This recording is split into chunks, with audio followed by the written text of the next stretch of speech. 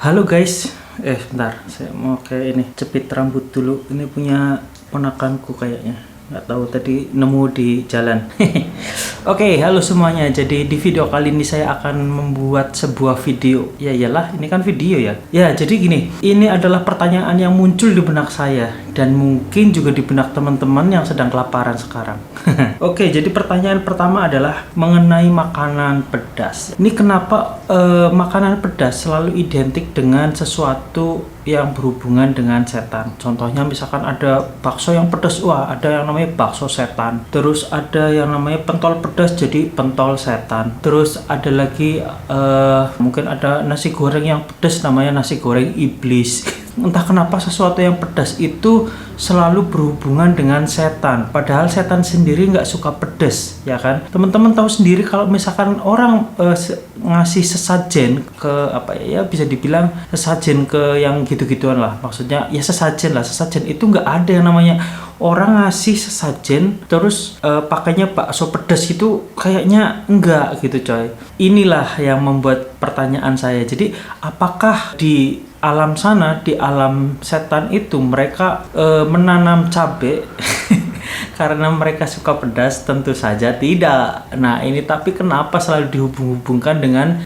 sesuatu yang pedas itu selalu dihubungkan dengan setan? Nah juga orang-orang nih rada ini ya, yang bikin saya merasa wah ternyata di sini nih alasannya kenapa setan-setan itu selalu keluar malam hari gitu. Nah alasan keluar malam hari itu adalah karena orang-orang yang ngasih sesajen biasanya ngasih kopi hitam, nggak pakai gula. Makanya mereka jadi begadang, keluarnya malam-malam. Cobalah teman-teman yang masih ngasih-ngasih gitu kepada makhluk-makhluk yang soft alias makhluk halus itu, ya tolong kasih susu anget gitu, jadi mereka bisa tidur dengan nyenyak gitu loh.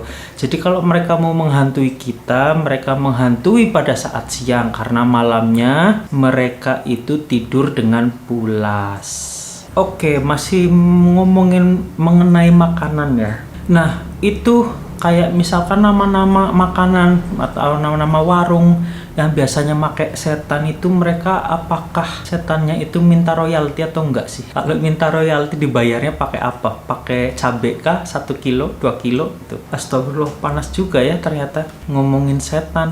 Nah terus masih ngomongin lagi masalah makanan. Biasanya makanan yang pedas itu kalau sekarang mungkin ada ayam geprek pedas ya, dan juga yang ngomongin ayam itu biasanya ayam KFC yang paling terkenal ya. Mungkin di seluruh dunia ini orang lah tahu lah KFC. Nah sedangkan di Indonesia itu sendiri KFC itu biasanya logonya sendiri, maksudnya tagline-nya sendiri adalah KFC jagonya ayam. Nah yang jadi pertanyaan saya sekarang adalah apakah ayam KFC itu jago semua? Kasihan sekali yang jadi ayam jantan ya, berarti mereka dibantai untuk jadi ayam KFC saudara-saudara. Nah terus kita beralih ke nasi goreng. Nah biasanya juga orang-orang ngasih nama itu biasanya sesuatu yang aneh, misalkan gini, nasi goreng gila. Nah kira-kira nih nasinya ini gila kenapa ya? Apakah dia gila karena cinta?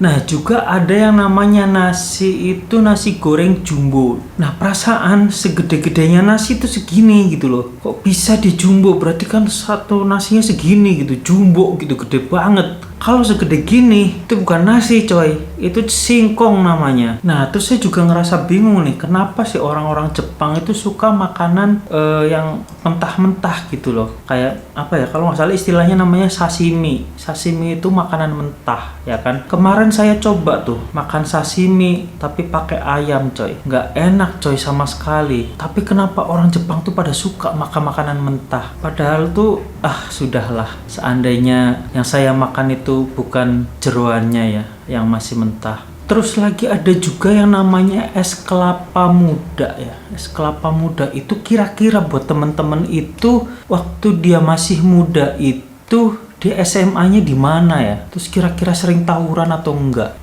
Ada lagi yang namanya bakso beranak. Pertanyaan saya adalah siapa yang menghamili bakso tersebut? Apakah lontong atau si kelapa muda itu pas masih waktu muda? karena dia masih muda, masih menggebu-gebu, terjadilah begituan dan baksonya beranak. Dan cara pas beranaknya itu gimana coy?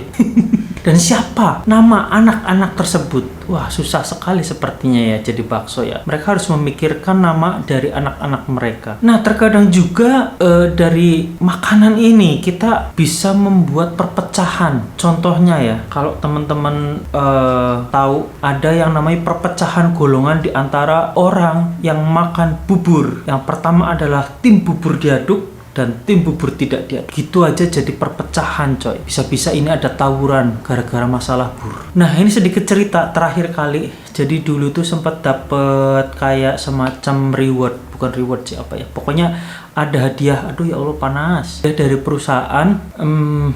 Jadi hadiahnya itu saya dikasih voucher makan apapun yang harganya itu di bawah 2 juta.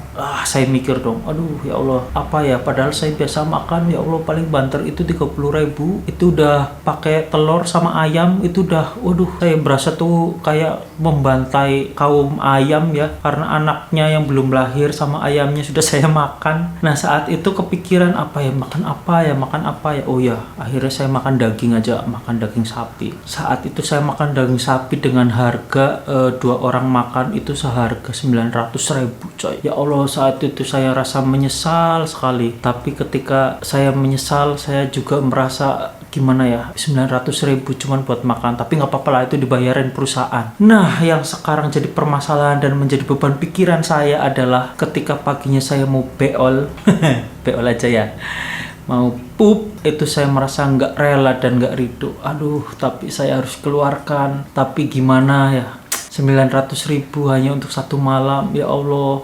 Oke, gitu aja teman-teman. Semoga video ini tidak bermanfaat tapi menghibur teman-teman. Dadah.